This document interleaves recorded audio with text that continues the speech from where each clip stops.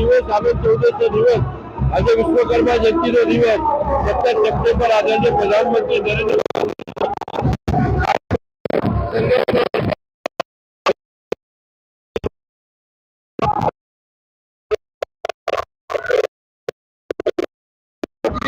महाराज અત્યારે ગણેશ ઉત્સવ સમિતિ દ્વારા સ્વાગત કરવામાં આવ્યું છે। પાગળ ખાતે પ્રથમ મૂર્તિ નીકળે છે, શું કહેવામાં આજે પરંપરાગત રીતે આનંદ ચૌદસનો સરઘસ નીકળે છે।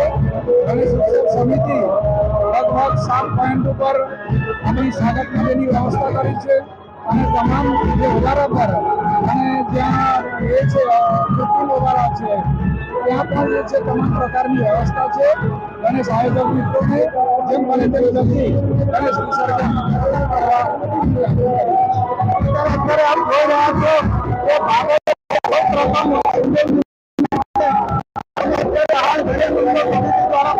ગણેશજીનું વિસર્જન યાત્રા કરવાની તૈયારી ચાલી રહી છે।